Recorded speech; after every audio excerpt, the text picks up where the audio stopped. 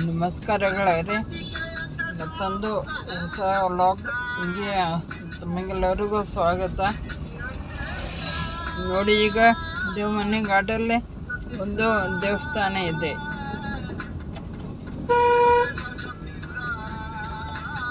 ನಿಲ್ಲಿಸಿ ನೋಡಬಹುದಾಗಿತ್ತು, ಆದರೆ ಟೈಮ್ ಆಯಿತು. ಈಗ ಅದಕ್ಕೆ ನಿಲ್ಲಿಸುವುದಿಲ್ಲ, ಹಾಗೆ ಹೋಗ್ತೀನಿ. ಮತ್ತೊಂದ್ಸಲ ನಿಲ್ಲಿಸಿ ನಿಮಗೆಲ್ಲ ತೋರಿಸುತ್ತೇನೆ. ಇದು ಯಾವ ದೇವಸ್ಥಾನ ಅಂತ ತೋರಿಸುತ್ತೇನೆ. ನನ್ನ ಗಾಡಿಯಲ್ಲಿ ಯಾರಾದರೂ ಇದ್ದರೆ ನಿಲ್ಲಿಸಬಹುದಾಗಿತ್ತು, ಆದರೆ ನನ್ನ ಗಾಡಿಯಲ್ಲಿ ಯಾರೂ ಇಲ್ಲ.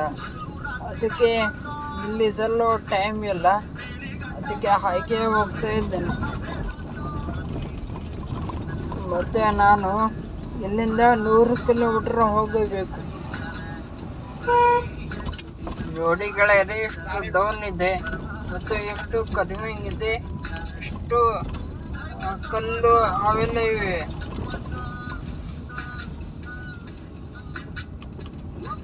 ನೋಡಿ ಗೆಳೆಯರೆ, ಇಲ್ಲೆಲ್ಲ ಒಬ್ಬನೇ ಡ್ರೈವ್ ಮಾಡಿ ಬರಲಿಕ್ಕೆ ಧೈರ್ಯ ಬೇಕು. ನೋಡಿ ಗೆಳೆಯರೆ, ಸಣ್ಣದಾಗಿ ಟೇಪ್ ಹಚ್ಚಿ ಹೋಗ್ತಾ ಇದ್ದೇನೆ. ನೋಡಿ ಸ್ನೇಹಿತರೆ, ಸಣ್ಣದಾಗಿ ಟೇಪ್ ಹಚ್ಚುವುದರಿಂದ ತುಂಬ ಲಾಭ ಇದೆ.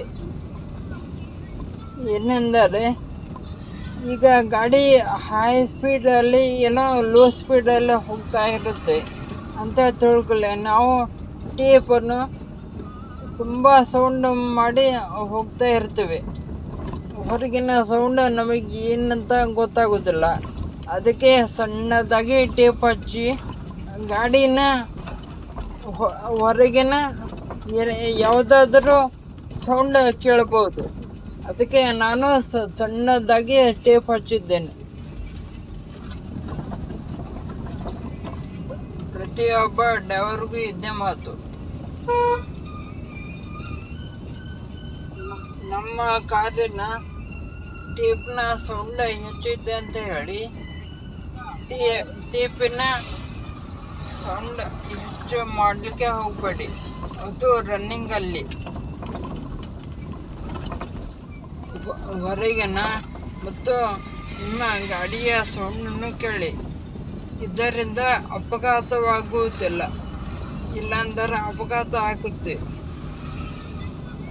ಡ್ರೈವರ್ ಅಂದರೆ ಪ್ರತಿದಿನ ಸ್ಟೀರಿಂಗ್ ಮುಂದೆ ಕುಂತು ಗಾಡಿ ಓಡಿಸ್ತಾ ಇರ್ತಾನಲ್ಲ, ಅವನೊಬ್ಬನೇ ಡ್ರೈವರ್ ಅಲ್ಲ. ಪ್ರತಿಯೊಬ್ಬರು ಗಾಡಿ ಹೊಡಿತಾರಲ್ಲ, ಅವರು 2 ವೀಲರ್ ಆಗಲಿ, ಕಾರ್ ಆಗಲಿ, ಏನಾಗಲಿ ಗಾಡಿ ಹೊಡಿತಾರಲ್ಲ, ಅವರೆಲ್ಲ ಡ್ರೈವರ್ಗಳೇ. ಡ್ರೈವಿಂಗ್ ಸೀಟಲ್ಲಿ ಕೂತರೆ ಸಾಕು, ಅವನೊಬ್ಬ ಡ್ರೈವರ್. ನನಗೆ ಮೊದಲು ಡ್ರೈವಿಂಗ್ನಲ್ಲಿ ಭಾಳ ಇಂಟ್ರೆಸ್ಟ್ ಇತ್ತು. ಡ್ರೈವಿಂಗ್ ಅಂದರೆ ಭಾಳ ಈಸಿ ಅಂತ ತಿಳ್ಕೊಂಡಿದ್ದೆ. ಈಗ ನಾನೇ ಖುದ್ದಾಗಿ ಕಾರ್ ಓಡಿಸ್ತಾ ಇದ್ದೇನಲ್ವ, ಅದಕ್ಕೆ ನನಗೆ ಈಗ ಗೊತ್ತಾಗ್ತಾ ಇದೆ ಡ್ರೈವಿಂಗ್ ಅಂದರೆ ಎಷ್ಟು ಕಠಿಣ ಅಂತ. ಒಂದೊಂದು ರೋಡಲ್ಲೂ ಒಂದೊಂದು ಥರ ಅನುಭವ ಬರುತ್ತೆ. ಡ್ರೈವಿಂಗ್ ಅಂದರೆ ಈಸಿ ಅಂತ ಮಾತಾಡ್ತಿರಲ್ಲ, ಒಂದ್ಸಲ ಸ್ಟೀರಿಂಗ್ ಹಿಡಿದು ಒಂದ್ಸಲ ಡ್ರೈವ್ ಮಾಡಿ ನೋಡಿ, ಎಷ್ಟು ಕಷ್ಟ ಇದೆ ಅಂತ ಗೊತ್ತಾಗುತ್ತೆ. ಡ್ರೈವಿಂಗ್ ಅಂದರೆ ಮನೆಯಲ್ಲಿ ಕೂತು ಊಟ ಮಾಡಿದಷ್ಟು ಈಸಿ ಅಲ್ಲ. ಒಂದೊಂದು ರೋಡಲ್ಲೂ ಒಂದೊಂದು ಕ್ಷಣದಲ್ಲಿ ಸಾವು ಇರುತ್ತೆ. ನಾವು ಏನು ಎದಕ್ಕೂ ಹೆದರಲಾರದೆ ಡ್ರೈವಿಂಗ್ ಮಾಡ್ತಾ ಇರ್ತೀವಿ.